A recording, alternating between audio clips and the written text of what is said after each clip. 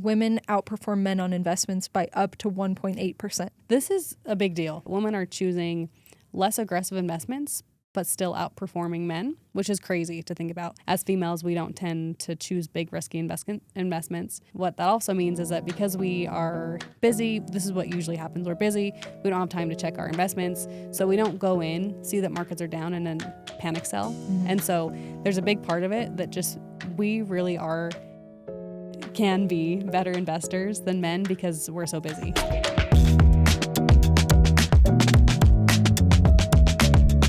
Welcome back to Women in Wealth. We're so excited that you're here.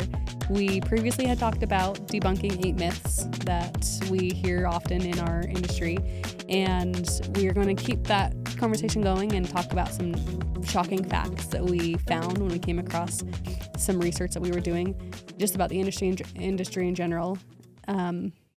Yeah, I'm pumped for this one because I feel like when we were doing our research, there were some things that we were like, yeah, that makes sense based on our experience. And there were some things that were actually shocking for us too. Totally. So we're going to dive into shocking facts about women and money. And in future episodes, we're going to be diving more into educational aspects and a little bit less informational. But we're also here to talk about whatever you guys want to talk about. So leave us some comments, like and subscribe, and we'll jump into it. Yeah, let us know if there's anything else you'd like to see. And like she said, like and subscribe if you find this valuable or useful. But also, like you mentioned, we made this list a couple weeks ago and I was rereading it today to prep for this. And I was like, wow, this is crazy. There's just so many things that are, I don't know if it's an anomaly or just unique to women and investing and money. And so, we'll just dive right in and go right into those. Cool. I'm Alison Frasca. I'm a wealth advisor with Capita Financial Network. And I'm Katie Brinkerhoff. I am also a wealth advisor with Capita Financial Network. Just a reminder that this is strictly educational. This is not advice. Okay, I'm going to dive right in and talk about the first shocking fact that we found.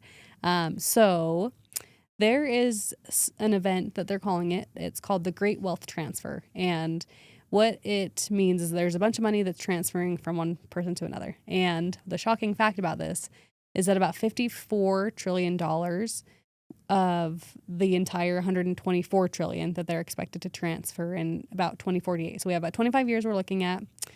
About half of it is going from a spouse to a surviving spouse. And of that transfer, 95% of that will go to women. So they're expecting about $51 million in the next 25 years to now shift to women having full control of that money. Right. And another $47 trillion going to women in younger generations as part of their inheritance. So that's like $100 trillion going to women in the next 25 years, which is an insane number to think about. So crazy. And just yet another reason that we've touched on this so many times, but another reason that it's so important for women to get involved in the financial conversation because we're going to be holding the bag. Exactly, for lack of a better term, holding the bag. Yes. Okay, so jumping into the next one. This one was interesting to me, but it makes sense. It does. But yeah, women are equal or primary breadwinners in 45% of U.S. households, which is crazy to think about. Now, that also includes like single mothers, single women, stuff like that. But in U.S. households, 45%. Yeah. Breadwinners. I think it surprised me because I felt like I was maybe an anomaly working and having kids, and it feels like there's a lot of people that take that break. But it's awesome in the sense that we're contributing so much, but also, like we just mentioned, it's so important that we are educated because that means that 45% of households, most likely they'll have some sort of access to a 401k plan or some sort of retirement plan at work. And if you're not taking advantage of that, then you're just wasting free dollars. And so it's awesome that we're making so much more and contributing to the household, but also there's a lot of now new things that we have to learn to do in that sense. Yeah, for sure. And just to clarify, so with the 401k, if your employer provides a match and you're not taking advantage of receiving that match, then that's free dollars that you're giving up on. So we want to make sure that everyone's taking advantage of that. Yeah. Okay, so the next one is women outperform men on investments by up to 1.8%. There have been some studies that showed 0.4%. Other studies have showed up to 1.8%. Talk about why that's the case. Yeah, this is a big deal. This and to clarify, they call this risk-adjusted returns. Right. So what that means is that women are choosing less aggressive investments, but still outperforming men, which is crazy to think about. Mm-hmm. What that means is that we are just not inclined to take a lot of risk. We just don't know that much about the markets. We don't know how these things work. And so as females, we don't tend to choose big risky investments.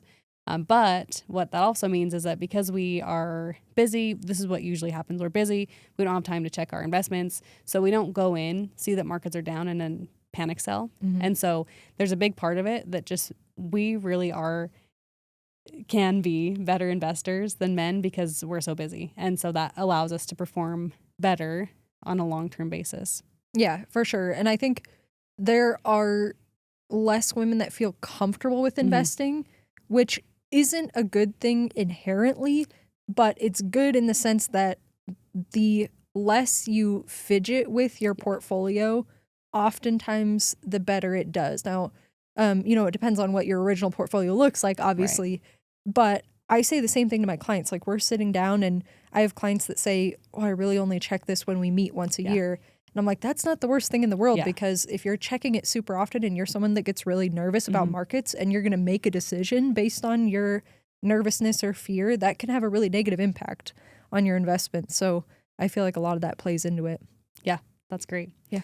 Okay, so the next one is that women retire with a fraction, typically, of the wealth that men usually accumulate, but then they have longer retirement years to have to make this money last. Do you have any thoughts or anything about that? Yeah, this one was really interesting, actually, when we were doing our research, because we found that the median retirement was about $50,000 for women in the U.S. compared to $157,000 for men. So that's about a third of the savings going into retirement years.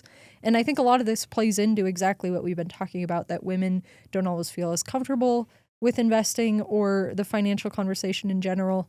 But that can have a big impact on what your retirement looks like. Now, obviously, if you're married husband and wife, then you're benefiting from both, right?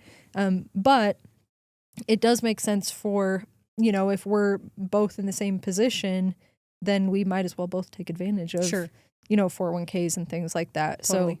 So it's just something to be mindful of and be able to better prepare. The earlier you start, the better. Yeah, for sure. Okay, so next, this is a good one because I think this is a part of a lot of women's stories, but women in general tend to be the primary caregivers, whether that's for kids or for their parents or whatever it is.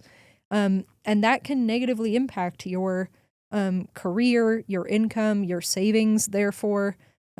So, what are some things that you've experienced with that? This was like my whole personality for like a year because I did a master's degree in financial planning and basically did my master's thesis on women investors. And this exact thing, it was like, well, women are not saving as much. They're taking pay gaps or they're taking career gaps, or there is gender pay gaps because they're just choosing lower paying, more flexible jobs. And so they're just making less in general. And then it just creates less savings for them overall. But what we found, what my whole entire study was on, was that, well, okay, this is just a fact, but what can we do about that essentially? And what we found was that women just need to take on more risks sometimes. Sometimes it makes more sense for them to be more aggressive as they near retirement, or as they get closer to whatever they're saving for. They can be more aggressive in their investments if they allow someone to help them, essentially. So if you have the help of an advisor, it's just a great pairing because, yes, you might be behind in your savings, but you can have someone help out with your investments. And then they're the ones, like you mentioned, that's like, well, I know someone's watching it, so I don't need to. I'm going to log in maybe once a year and check these things. And then I can be slightly more aggressive than I might have been, make up for some lost ground, even though I'm behind in savings, and then hopefully have a similar portfolio to maybe a male would at the same time frame.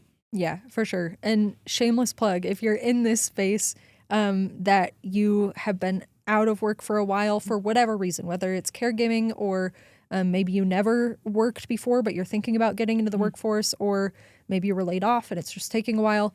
Return and Rise is a nonprofit that we do some teaching for. And their whole focus is this: women re-entering the workforce, learning more about finance, but primarily learning how to get back into the workforce and how to feel comfortable with that transition. So check them out too. Yes. But Thank you for remembering that. Yeah. That's great. Of course. Okay, I think we're not doing a great job of switching back and forth. I'm going to read the next one. Oh, yeah, I know. I keep forgetting that. Okay, so number 6, we're listing these. So 40% of women have a stressful relationship with money and are not comfortable discussing money. Any thoughts on that? Yeah. This is crazy because we did some research and it really has not been that long of a time frame that women have been able to have a bank account on their own or have a credit card on their own. Crazy. Like I think bank account was in the 60s. I think so, yeah. And credit cards in the 80s, which is mind-blowing to me. So obviously women are going to be a little bit behind in that overall conversation of, being involved with finances and feeling comfortable with money. I think also we talked a little bit about women focus more on the purpose of money. And so when they see markets go down or they see something negatively impact their finances, they're automatically thinking, how is this going to impact my long-term plan? Is this going to affect my kids' education? Things like that. So it's natural for us to feel stressed about money, but that's exactly why it makes sense to sit down and get a plan in place, because when you see it all and you know what to expect, and what to plan for, then you feel better about it, even when bad news comes. Yeah, so, exactly. Yeah, exactly. I think that's a great thing to focus on. Okay, so women are more likely to follow a plan from an advisor, but about 40% of them, based on this study, feel that their advisor doesn't listen to them or just kind of pushes them out of the conversation. Yes. Have you felt that in your experience, or, what have you heard from clients in the past? Yeah, I had talked about this, I think, in our first video that we did. And I talked about how women come in more skeptical. They come in and they're like, I don't know, I just don't want to be taken advantage of. I'm not sure. I want to make sure I do my due diligence before I just go and hire someone.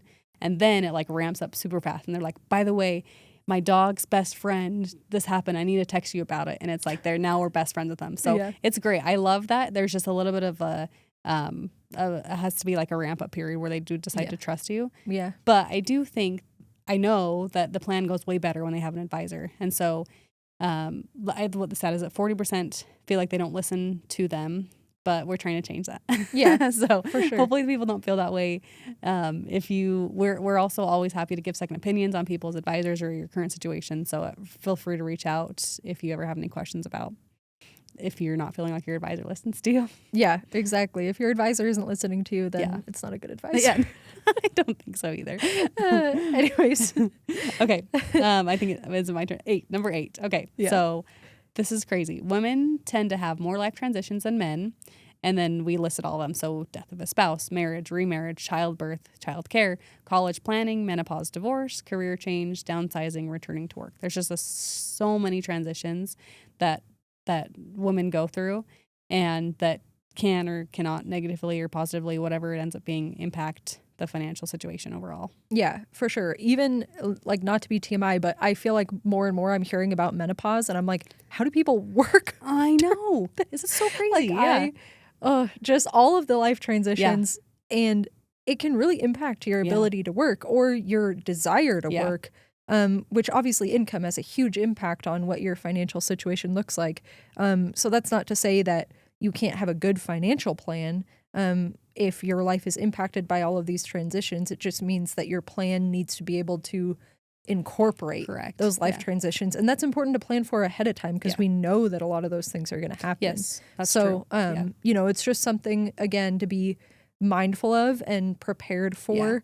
And not to reiterate, but just to say, if you have a plan in place, then you feel a lot better when those times come. You're not also worried about, is my money in the right spot? You can focus on the life part. And that's really the gist of our jobs, honestly, is we'll help you worry about the money. We'll worry about the money for you so that you can focus on the important things like your life and your grandkids and dealing with your menopause. I know. And we're meeting with clients on an annual basis because of this fact, because life changes all the time and who knows what your situation is going to look like in a year from now. And so, we of course understand that that's changing and you just got to make a plan. You can still make a plan even if things are going to change, but you just got to make a plan and adjust it if you need to. For sure. So you can speak to this better than I can because I don't yet have any kids. You've got your little boys. But something that we found in our research is that when moms are financially savvy or well educated, it sets their children up for success. Talk about some things that we found while we researched that. Yes, this is so interesting to me. And the stats, I think, are that 30, if women have like their own degree or education or something like that, their kids are 30% more likely to get good grades or and pursue their own after like undergraduate degree or some sort of after college education, which I think there's two aspects of this. It's like no pressure, like we're the ones that's impactful for our kids, but also like that's amazing. If we pursue higher education or just education in general about anything, then it sets our kids up for more success than if, say, for example, our spouses did the exact same thing, which I think is amazing. I think it's cool.